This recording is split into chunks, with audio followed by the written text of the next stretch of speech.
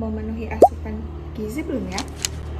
Nah, untuk mengetahui hal tersebut, kita bisa melakukan analisis kandungan nutrisi pada pangan yang kita konsumsi loh. Salah satunya analisis terhadap kadar protein yang berfungsi sebagai zat pembangun dalam tubuh dan juga sebagai sumber energi. Namun, banyak orang berpikir bahwa analisis kadar protein itu sulit dan lama. Terdapat metode yang dapat menganalisis kadar protein dengan cepat dan mudah loh. Halo semuanya, perkenalkan saya Delis Rozatul Alia dengan NIM 444423006. Kali ini saya akan menjelaskan metode analisis kadar protein dengan menggunakan absorpsi sinar UV pada panjang gelombang 280 nanometer.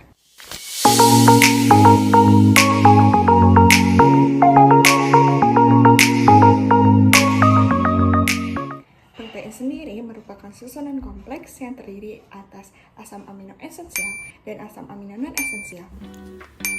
Sumber makanan dari protein sangat beragam, baik dari sumber hewani maupun nabati. Beberapa contoh makanan tinggi protein dari sumber hewani meliputi daging ayam, terutama dada ayam, daging sapi tanpa lemak, telur, makanan laut seperti ikan, udang, dan cumi-cumi, serta susu dan produk olahannya seperti keju dan yogurt. Sementara itu, sumber protein nabati meliputi kacang-kacangan seperti kacang polong, almond, kacang tanah, dan kacang kedelai, biji-bijian, serta beberapa jenis buah seperti alpukat. Nah, salah satu asam amino esensial adalah fenilalanin yang banyak ditemukan pada makanan. Fenilalanin bersama dengan tirosin dan triptofan memiliki cincin aromatik. Nah, cincin aromatik ini dapat diukur dengan panjang gelombang tertentu. Salah satu fenomena penting ketika cahaya melewati sebuah larutan adalah proses penyerapan atau absorbansi. Absorbansi ini terjadi pada panjang gelombang tertentu yang dijelaskan melalui hukum Lambert-Beer. Hukum Lambert-Beer ini menyatakan bahwa intensitas cahaya ini dipengaruhi oleh ketebalan serta konsentrasi dari larutan tersebut.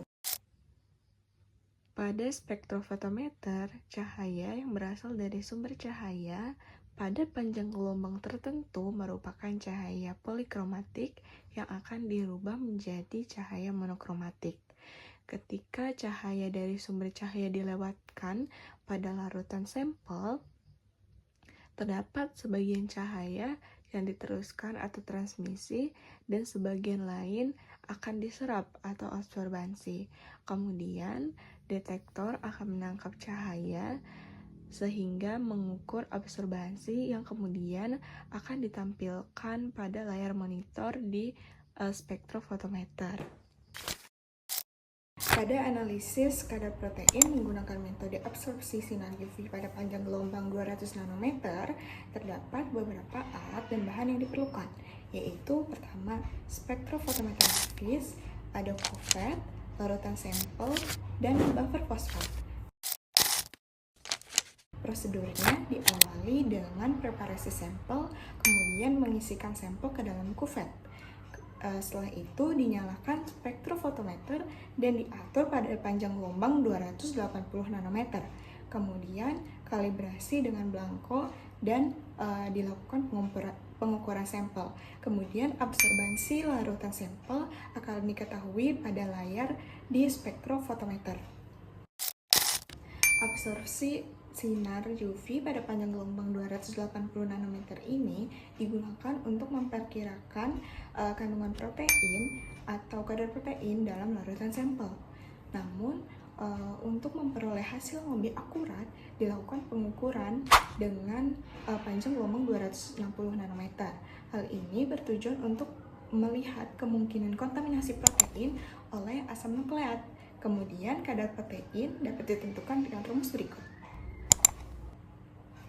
Berikut ini juga merupakan spektra dari triptofan dan tirosin yang menyerap sinar pada daerah ultraviolet.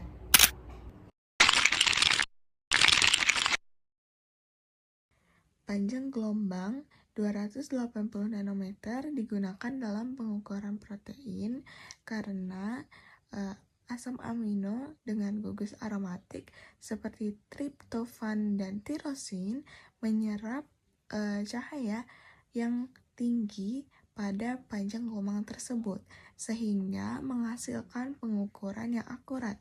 Selain itu, pada panjang gelombang 280 nanometer ini digunakan untuk membedakan protein dari asam nukleatnya, karena asam nukleat ini menyerap panjang gelombang pada 260 nanometer.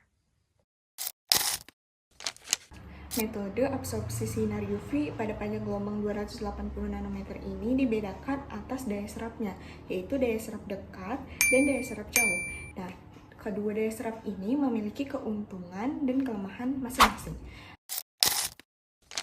Nah, keuntungan daya serap dekat ini adalah sederhana, terus sampel dapat dipulihkan. Namun, terdapat kekurangan, yaitu gangguan dari faktor lain seperti kromofor dan nilai penyerapan spesifik untuk protein harus ditentukan terlebih dahulu. Kemungkinan juga ada kontaminasi pada kadar protein dari asam nukleat di daerah 280 nanometer sebanyak 10 kali lipat. Selain itu, pada daya serap jauh terdapat keuntungan, yaitu sederhana dan memiliki sensitivitas yang tinggi. Namun, terdapat beberapa kelemahan seperti perlu kalibrasi spektrofotometer yang akurat. Selain itu, banyak buffer dan komponen lain seperti kelompok Heme atau piridoksal diserap pada wilayah panjang gelombang 280 nanometer. Jadi itulah analisis kadar protein dengan absorpsi sinar UV pada panjang gelombang 280 nanometer. Cepat dan praktis dan bisa diaplikasikan secara luas. Terima kasih sebelumnya. Mohon maaf bila banyak kekurangan.